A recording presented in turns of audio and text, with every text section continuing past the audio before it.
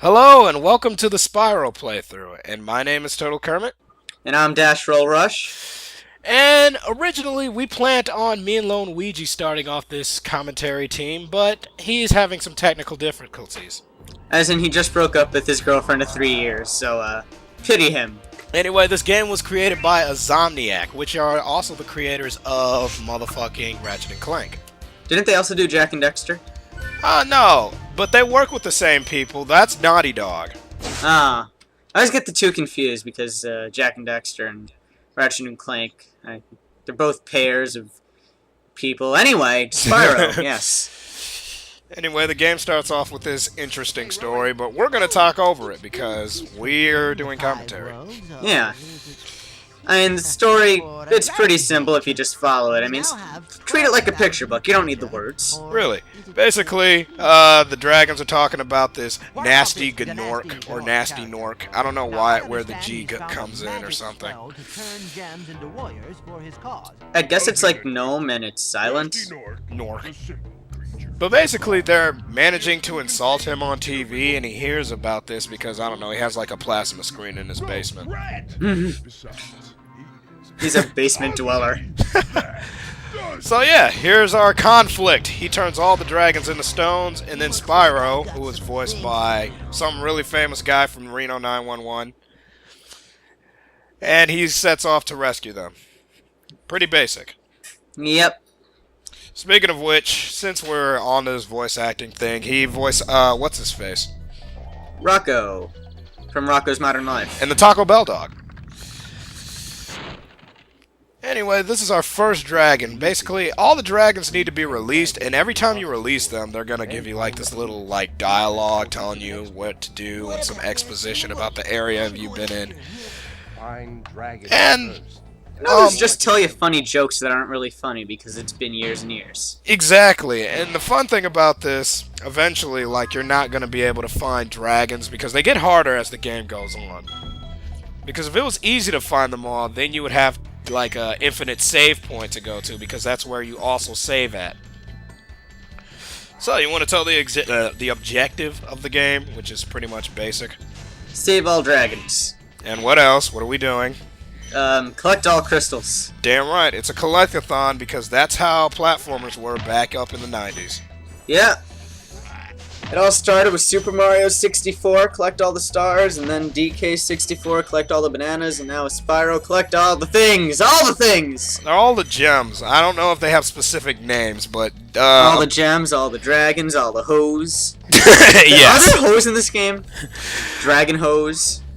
That sounds like an anime or some shit. It totally does. But yeah, Nasty Gnork, he turned all the gems into his little minions. So that's why whenever we kill them, they disappear and become gems. That's actually a standard in most RPGs. Once you kill the monster, they give you money. Yeah. At least in this one it makes more sense than Final Fantasy where you just come across a random Majigger and it has gold and, like, armor on it. It's a goblin! But since we're like just going around and collecting shit, I guess I can tell you like when they appear, the number of what type of the gems are. Like the red ones equal 1, green equals 2. And we're releasing another fucking dragon. They all start off talking about like giving us hints and whatnot, but like by the end of the game, they'll all just be saying like, "Thank you for releasing me," and then they'll just disappear. Yeah, they just disappear. They don't fly off, they just kind of turn into save points, that's what they do. Well, at least they're useful. And that brings us to another, well, the controls of the game.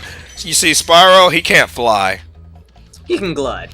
Yeah, because he's like a baby dragon. He doesn't even really even look like a baby dragon.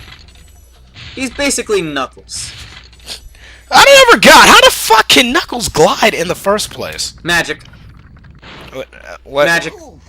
But Magic. He protects the Just master. Magic. Anyway, this is the final chamber to the boss right here, and it happens to have little coins or gems over here. I went over here just for fuck's sake. You're really not supposed to come here until the last part of the game, but he's basically telling us don't try to fight the boss right now until you've beaten all the worlds. Because then the game would be really, really short. I mean, don't people like What's like the shortest speed run time for like Mario 64? Well, you mean like tool assisted, where you do the stairs glitch, or Exactly. I'm not really sure of either. The thing is, like, when you do stuff like that, by the way, that guy just takes you back to previous worlds. I don't know why they have him in the first area, but anyway.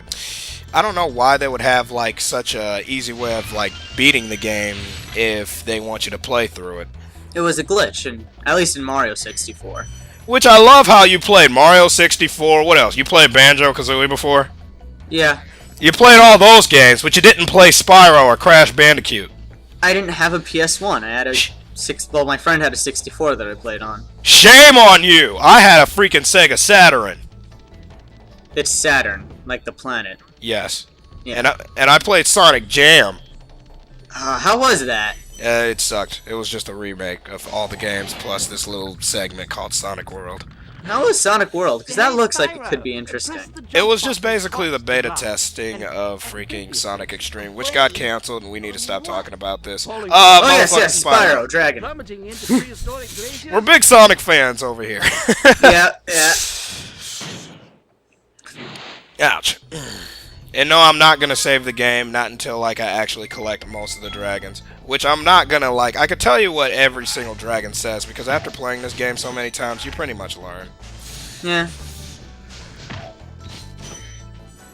So what, you never played not Spyro. Wait, have you played any Spyro games before, Dash? I played one of them on the GameCube. I don't know, I think it was, not Legend, was it Legend of Spyro? I know I played at least one Spyro game. Which one was the reboot? I'm not sure. I'm not big on my Spyro knowledge, unfortunately. Apparently it has a big cult following, but it sucked after the first 3 games. Well, Insomniac stopped doing it, so had to be moved to other studios who didn't do it quite as well. See, that's what happens, like, once, like, time passes. Like, they sell out, I mean, people sell out their best fucking franchises. But then again, they got Ratchet and Clank, so... Well, I don't think it's really selling out. I mean, if it's anything like the comics industry, the publisher owns the franchise, so the developers don't really have as much control as they should over their own artistic license. By the way, when it comes to flying and doing stuff, like, actually don't try to glide, just jump over to those ledges. But anyway, we got 100%. Yeah, we collected all the things. See, that wasn't that too hard. Oh, that is only the first world. Anyway, next time we're doing Stonehill, so we'll see you guys next time. See ya. Bitch!